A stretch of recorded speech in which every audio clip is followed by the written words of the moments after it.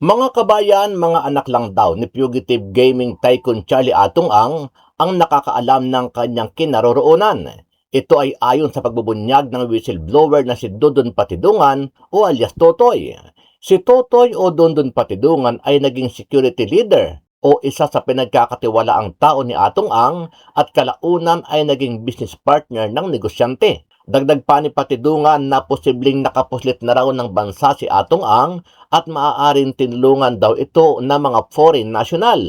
Una, kung hindi siya nandito sa Pilipinas, na sa mga binibili niyang property na katulad ng pinagtaguan ko noon, na gumagamit siya ng ibang tao para doon kami tumira. Siguro ganun din yung gagawin niya. Pangalawa, kung wala man siya dito, nasa ibang bansa na yan, katulad ng ginawa niya kay Ardot Paruino, na sinakay niya ng yate tapos pinapasundot ng barko papuntang Taiwan dahil hindi ordinaryong tao to si Mr. Atong. Samantala, sa kabila ng pagbubunyag ni Patidungan, nanindigan naman ang PNP at NBI na hindi pa nakakalabas ng bansa ang bilyonaryong si Ang dahil bantay sarado nila ang backdoor o posibleng pagpuslitan kay Ang. Marami tayong backdoor at isa yan din sa nakikipag-coordinate tayo sa ating mga informants, sa ating mga naging network natin, no, na nandun sa malapit sa mga backdoor areas natin. Identified naman po talaga yung iba dyan. Yung ibang backdoor talaga, buwis buhay na ho yun. Oo nga. And I don't see na gagawin nila yung ganung. Samantala, sa iba pang mga balita, binigyan din ni dating Senator Antonio Trillanes na dapat daw ay malaman ng publiko ang mga sikreto ni Vice President Sara Duterte kaugnay sa di umano ay mga katiwalian ng pangalawang Pangulo. Aniya, ginawa ng kanilang grupo ang pagsasampa ng kaso kay BP Sara para daw mapanagot ito sa mga kasalanan niya sa taong bayan. At ito nga, isang paraan ito na para ma-expose yung iba't ibang insidente ng pangungurakot at iba pang anomalya na ginawa ni Sara. At hopefully, mamula sila. At idagdag ko lang na kahit relatively more popular siya, but compared nung unang walang mga ganitong lumabas na anomalya, ay di hamak na bumaba na rin ang kanyang mga numero.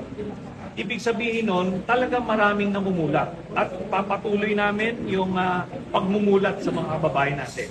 Ano ang masasabi mo dito, kabayan? Naniniwala ka ba na nasa bansa pa si Atong o nakapuslit na ito? Sama-sama nating panuorin ang buong video at pakicomment nyo po ang inyong mga reaksyon at sariling opinyon. Kung hindi nagtatago sa umano'y dummy properties, malaki ang paniniwala ng state witness na si Dondon Patidungan na nakalabas na ng bansa si bilyonaryo gambling boss Charlie Atong ang itinuturong mastermind sa missing Sabongeros case. Ayon kay Patidungan, mayroon umanong mga network si Ang para masiguradong hindi siya madaling mahahanap ng mga otoridad.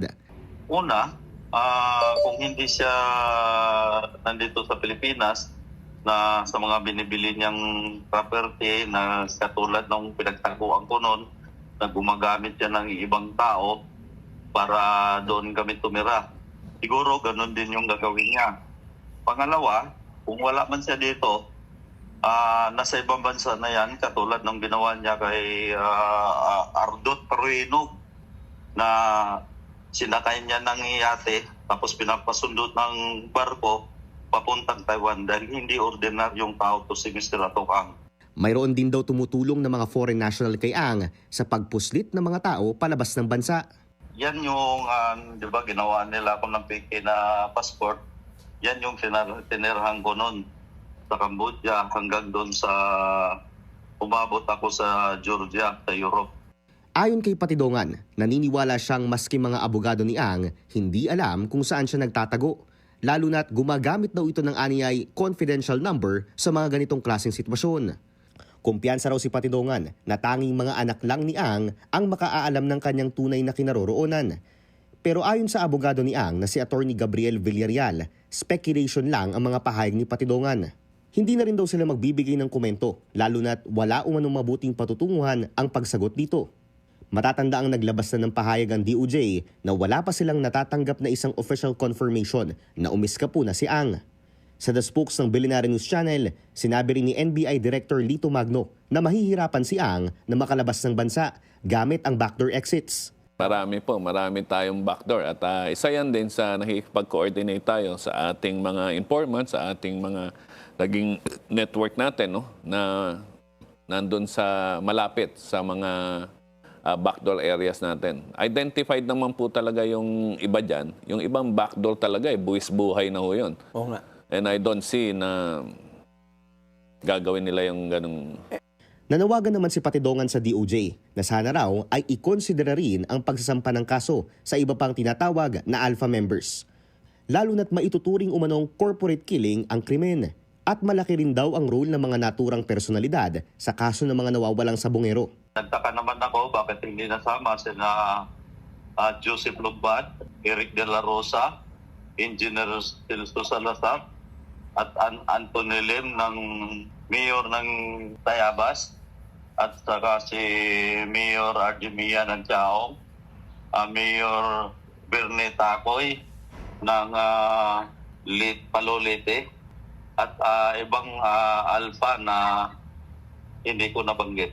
Una nang nagsampa ng partial motion for reconsideration ang pamilya ng mga missing sabongero noong January 5 sa DOJ para rin hilinging maisama ang ilan sa mga taong binanggit ni Patidongan. Ang kampo naman ni Ang, pinababasura na sa korte ang kanyang warrants of arrest. Pinabubuksan ni dating Senator Antonio Trillanes IV ang mga bank account ni Vice President Sara Duterte sa publiko.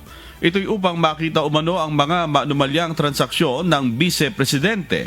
Nagsampa kahapon sa Ombudsman ng patong-patong na reklamo si Trillanes kasama ang isang civil society group laban kay Vice President Sara Duterte. Kasabay ng mga inihaing complaints, ipinananawagan rin ng grupo na silipin ng Ombudsman at Anti-Money Laundering Council ang mga bank accounts ni Vice President Duterte. Ayon sa dating senador, oras na buksan ang mga accounts na ito, makikita ang ilang pinag-ugatan ng kanilang mga reklamo gaya ng plunder, graft at malversation.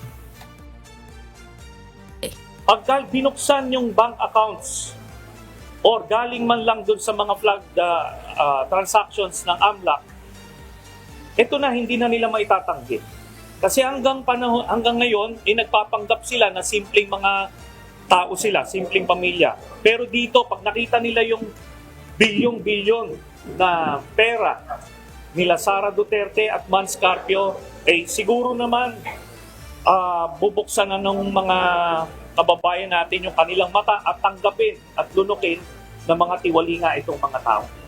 Ang primary reason kung bakit popular pa rin siya ay dahil hindi kilalang lubusan ng mga Pilipino yung tunay na pagkatao ni Sara Duterte. Dahil talagang binabaha nila ng fake news at mga trolls nila yung social media na naging pangunahing source ng impormasyon ng mga kababayan natin.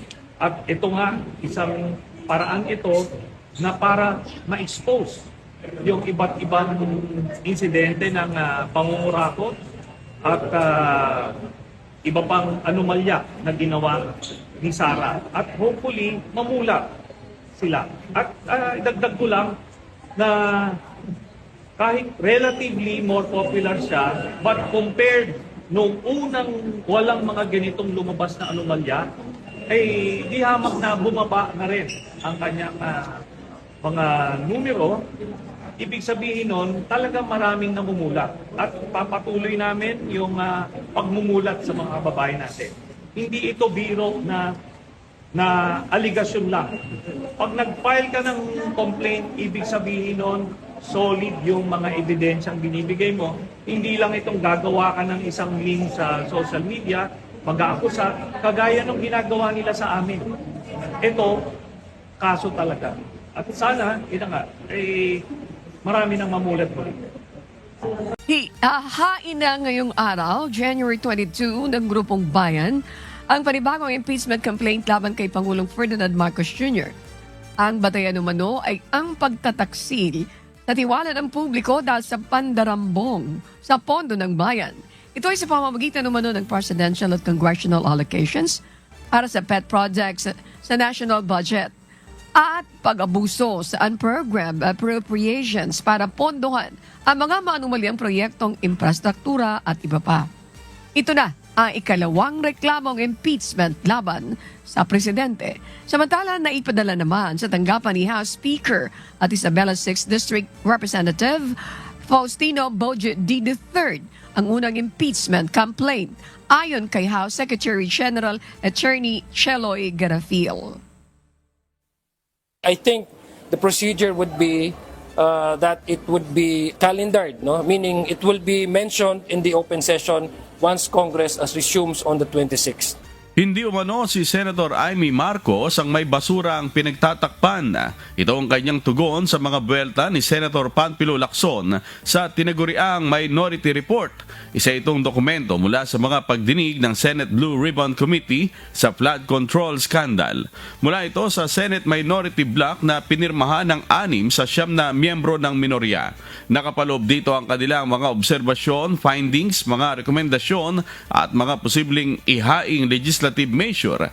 Ngunit sa isang panayam, sinabi ni Senator Ping na ang respeto ay nagbubunga ng respeto. Paano anya nito tatratuhin ng may respeto ang isang dokumentong sumisimbolo ng kawalan ng respeto sa komite at buong Senado?